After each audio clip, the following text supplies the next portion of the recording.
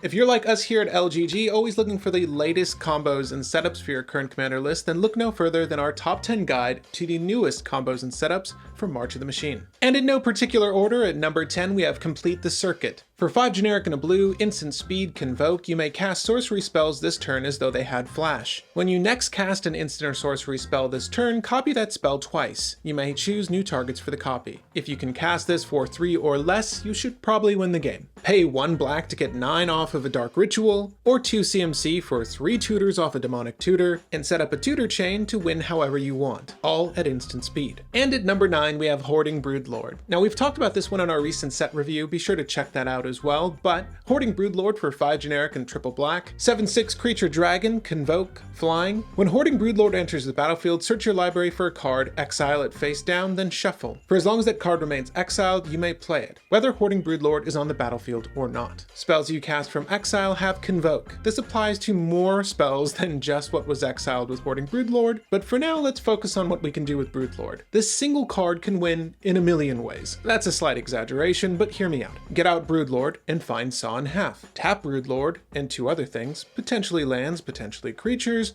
for 2 more Broodlords. Find any 2-card combo you want and tap your Broodlord for the win. One of the cleanest lines would be sacrifice an Ad Nauseam or PETA for our mono black players, but how will you be manipulating Hoarding Broodlord? And at number 8 we have Catilda and Lier. For Bant, 3/3 legendary creature human, whenever you cast a human spell, target instant or sorcery card in your graveyard gains flashback until end of turn. The flashback cost is equal to its mana cost, so turn any human into a Snapcaster Mage and make any creature tutor into a 1-card combo. For instance, cast Eladamri's Call. Cast your Grand Abolisher. Snapcast an Eladamri's Call. Proceed to cast Heliod and Walking Ballista. You get the picture. And at number 7, speaking of Heliod, we have Heliod the Radiant Dawn. For 2 generic and 2 white, 4/4 legendary enchantment creature god. When Heliod the Radiant Dawn enters the battlefield, return target enchantment card that isn't a god from your graveyard to your hand. For 3 generic and blue Phyrexian, transform Heliod the Radiant Dawn. Activate only as a sorcery. Heliod, once transformed, becomes the Warped Eclipse. A 4/6 legendary enchantment creature Phyrexian god. You may cast spells as though they had flash. Spells. Excellent. Proceed. Spells you cast cost 1 less to cast for each card your opponents have drawn this turn. That by itself is excellent, but how can we prompt this? Step 1, flip Heliod.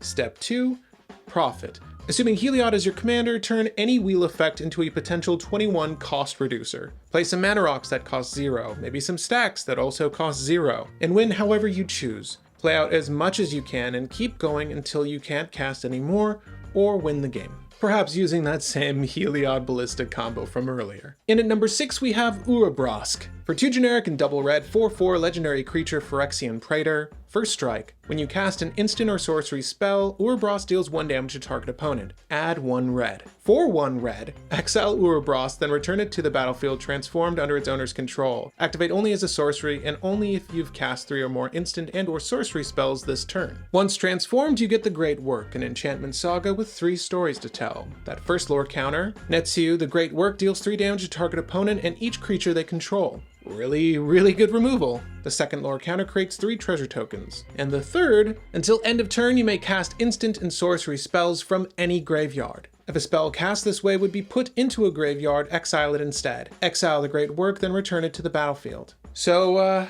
it's Burgi, with a built-in Past in Flames. Well, a built-in Past in Flames that also burns your opponent's graveyards. Simply draw through your deck with red cantrips and win however fate may have it. Maybe Wheel of Fortune and cast that Dockside you just drew. Use those treasures to cast a Reanimate on an opposing Thassa's Oracle from a Thoracle attempt earlier. And use that Tainted Pack from that same graveyard to execute a Thassa's Oracle win in mono red. Oh, and while you're at it, with any treasures you may have left, you have the counter effects of any and all graveyards at your disposal. Have fun.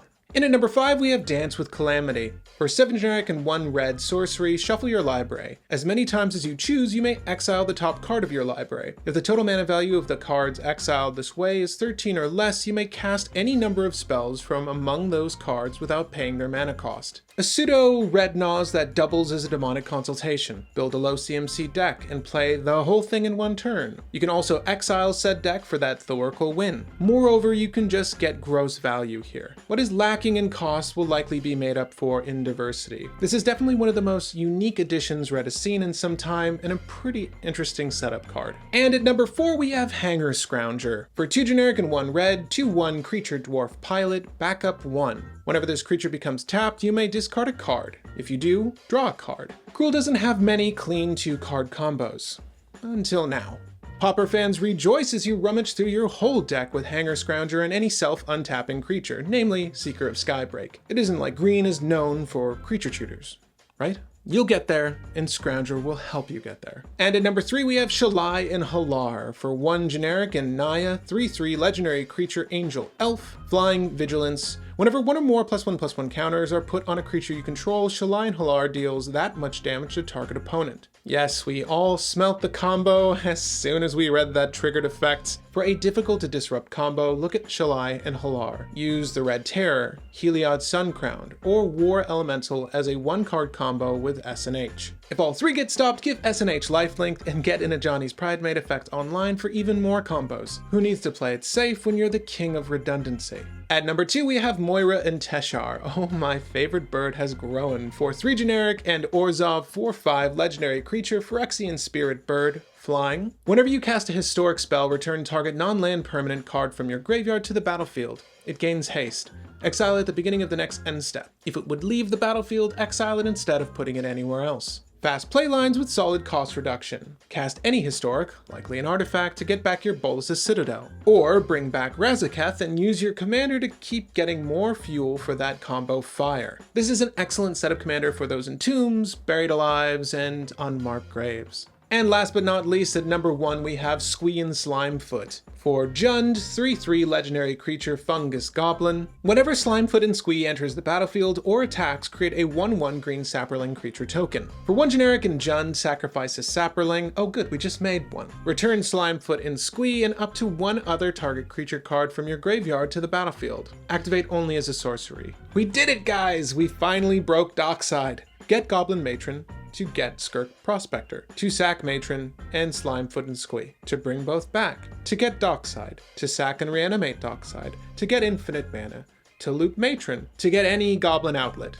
to win the game. So you don't need to do this all in one turn, or even use Matron. However, a 1-card Goblin combo does feel pretty nice. And those are our top 10 favorite combos and setups from March of the Machine. Are there any we're missing? Please let us know about any new combos and setups that are enabled from March of the Machine in the comment section down below. But for more news and coverage on your favorite TCGs, subscribe to LGG and send this video along to the next gamer with a like. Thank you guys so much.